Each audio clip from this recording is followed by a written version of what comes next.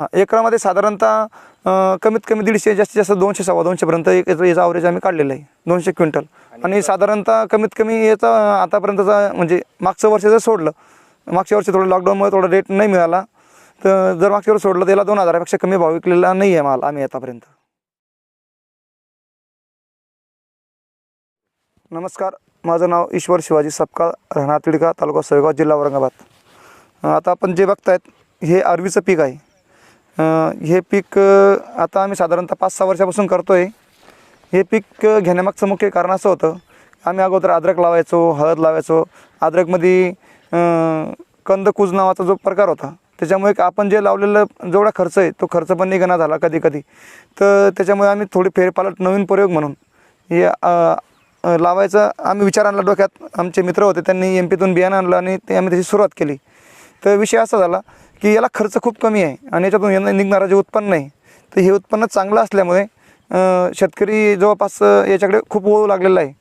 त्याच्यामुळे आम्हाला हे पीक चांगलं वाटतं आहे. साधारण त्याच्या रोगराई कुठली येत नाही आणि याला बटाट्याच्या जागी कंदमूळ असल्याने बटाट्याच्या जागी याचा पर्यायी, बटाट्याला पर्यायी म्हणून MP असेल, राजस्थान असेल, दिल्ली असेल, गुजरात असेल, तर ह्या राज्यामध्ये याची खूप मागणी असते. त्याच्यामुळे याच्यापासून मिळणारं उत्पन्न हे आम्ही याच्यात समाधानी आहे. माल ज्यावेळेस आमचा तयार होतो त्यावेळेस तिकडचे व्यापारी इकडे येतात, ते मालाची पाहणी करतात, त्याचा रेट इथे जागा ठरवला जातो आणि ते जागेवरून आमचा माल उचलतात. अशा प्रकारे ते इथून आम्हाला जागेवर पेमेंट देऊन देतात. असं मार्केटला न्यायची आवश्यकता पडत नाही. करार वगैरे काही केलेलं नाही कोणासोबत. करायची आवश्यकता राहत नाही, कारण की मालच पुरत नाही. म्हणजे याची लागवड कमी आहे आणि मागणी खूप जास्त असते. याला जितकं पाणी असेल, जितका पाऊस असेल, ज्या ठिकाणी कुठे काहीच पिकत नाही, म्हणजे पाणथळ जमीन आपण ज्याला म्हणतो, जी चिबडी म्हणतो, जिथे जास्त पाऊस पडला की सर्व पिकं खराब होतात, अशा ठिकाणी हे पीक जास्त मोठ्या प्रमाणात जोमाने वाढतं. म्हणजे जितका पाऊस जास्त तितकं हे पीक जास्त. चालू पावसातही आम्ही याला मोटर चालू ठेवतो. मोटर चालू ठेवल्यामुळे म्हणजे याला जास्त पाण्याचं पीक आहे. हां, एकरामध्ये साधारणतः कमीत कमी 150 जास्तीत जास्त 200 सव्वा 200 पर्यंत याचा ॲव्हरेज आम्ही काढलेला आहे. 200 क्विंटल. आणि साधारणतः कमीत कमी याचा आतापर्यंतचा म्हणजे मागचं वर्ष जर सोडलं, मागच्या वर्षी थोडं लॉकडाऊनमुळे थोडा रेट नाही मिळाला, तर जर मागच्या वर्षी सोडलं त्याला 2000पेक्षा कमी भाव विकलेला नाही आहे माल आम्ही आतापर्यंत.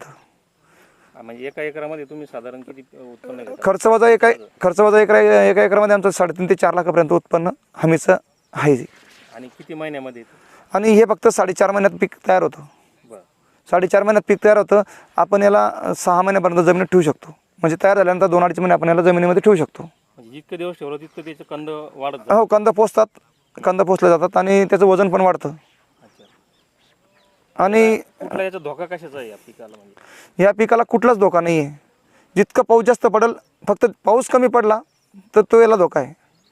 आणि विशेष जाणकारांच्या मते ज्या भागात याला खाल्लं जातं, तर याचं वैशिष्ट्य असं आहे की याचे जे पानं आहे हे आळूच्या पानासारखे दिसायला आहे. ही आळूची नाही आहे, ही अरबी आहे.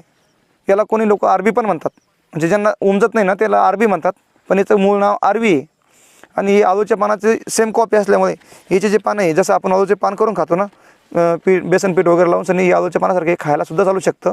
आम्ही खातो, घरी पण मजूर खातात, आम्ही खातो. फक्त थोडी चव वेगळी लागते. आणि याचे कंद हे पानं शक्यतो कामात नाही आहेत. एवढे पानं विकायला मार्केट उपलब्ध नाही एवढ्या पानांना. पण याचे जे कंद आहे तर कंदाला खूप मार्केट आहे. आणि हे कंद खाल्ल्यामुळे जे आपल्या शरीराच्या चरबीच्या गाठ असतात ना, त्या गाठ पगायला याची मदत होती. त्याच्यामुळे याला खूप मागणी मार्केटमध्ये. आणि कच्चं खाल्लं जातं का? नाही, हे कच्चं खाऊ शकत नाही. कच्चं जर खाल्लं तर ती आपली जीभ असतात ना, ती आतमध्ये वळते.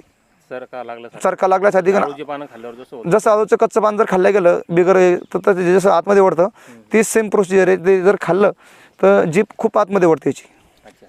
हो. आणि याचं साधारण आता तुमच्याकडे किती एकर एरिया आहे? समजा साधारणतः आमच्या तालुक्यात आता कमीत कमी 500 एकर याची लागवड आहे. तुमच्या सोयगाव तालुक्यात एकर लोक लागवड करतात त्याची? हो. नाही, मागच्या वर्षी जास्त होती. मागच्या वर्षी काय झालं तर 2 वर्षापूर्वी याला खूप भाव मिळाला. हां, मला माझ्या याच्यात 3,500 रुपये पर क्विंटलचा रेट मिळाला होता मला स्वतःला. आणि मला एका एकरामध्ये 5 लाख रुपयाचं उत्पन्न झालं. तसं माझं 2 एकरात मला 2 एकरमध्ये 10 लाख रुपयाचं उत्पन्न झाल्यामुळे आणि माझं तालुक्यातल्या शेतकरी संपर्क असल्यामुळे तर विचार म्हणजे चांगलं जे पिकाला तर आपण डिस्कस करतो शेतकऱ्यांमध्ये, तर मग एकदम शेतकऱ्याचं तुटलं. म्हणजे एकदमच मागच्या वेळेस 1000 एकरच्या पुढे आमचं क्षेत्र गेलं होतं, तर ह्यावेळेस कमी झालं आहे. मागच्या वेळेस थोडा रेट कमी मिळाला त्याच्यामुळे. आता नवीन शेतकऱ्यांना जर याचं पीक घ्यायचं असेल तर कसं घेता येईल त्यांना? नवीन शेतकऱ्यांना जर याचं पीक घ्यायचं असेल तर याची लागवड वरच्या पावसावर करावं लागते आणि नोव्हेंबरला याची लागवड असते. नोव्हेंबरला पण लागवड असते आणि जूनला पण लागवड असते. नोव्हेंबरला जर तुम्ही लागवड केली याची जर लागवड तुम्ही नोव्हेंबरला केली तर ते तुमचं मार्चमध्ये तयार होतं. मार्चमध्ये तयार झालं की ते 50% बियाणं म्हणून लोक ते आपल्याकडनं घेतात. हे बियाणं घेऊन ते स्टोरेज करता 1-2 महिने स्टोरेज झालं की वरच्या पावसात जूनमध्ये लागवडीसाठी चालतं. आणि जे जूनमध्ये लागवड केलं आहे ते डिसेंबरमध्ये निघतं, ऑक्टोबर डिसेंबरमध्ये.